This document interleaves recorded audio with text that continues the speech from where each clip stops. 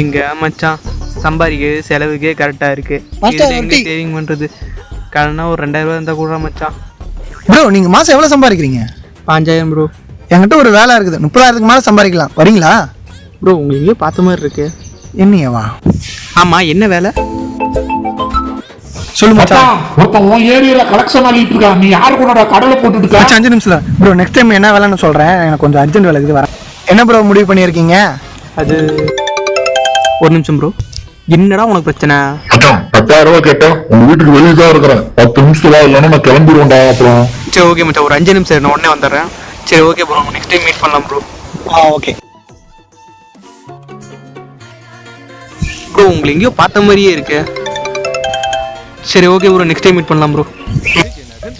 Master tea காசு அக்கௌண்ட்டில் வச்சுக்கோங்க. Sorry bro, sorry bro.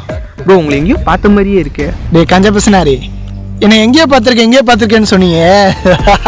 இன்னுமா என்ன தெரியல. ஹாய் ஃப்ரெண்ட்ஸ், நீங்கள் நம்ம என்ன பார்க்க போகிறோம்னா ஒரு பிச்சைக்காரருக்கு காசு கொடுக்க போகிறோம். அது 10 ரூபா 20 ரூபா இல்லைங்க, 500 ரூபா. #ஹெல்பிங் பொம்மன். அம்மா அது தர்மம் பண்ணுங்கம்மா, சாப்பிட்டு 10 நாள் ஆகுதுமா. அண்ணா கொஞ்சம் தட்டு தூக்குங்க. 500 சேஞ்ச் இல்லையே. இந்த 500 ரூபா உங்களுக்கு தான். எனக்கா? ஆமாம் உங்களுக்கு தான். எனக்கா? ஆமாம் கண்டிப்பாக உங்களுக்கு தான். மகாபிரபு, நீங்க 100 வருஷம் நல்லா இருக்கணும்.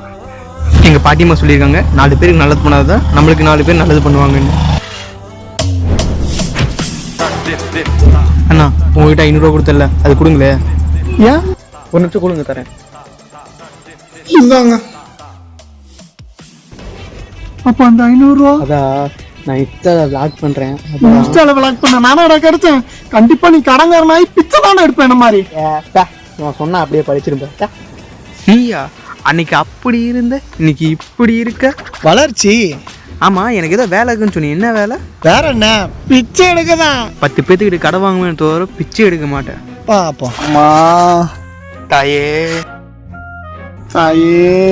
அம்மா நமக்கு அம்மா தாய் தாயே பிச்சை போடு. வணக்கம் தல. தொழிலுக்கு புதுசு, கொஞ்சம் கத்துறியா?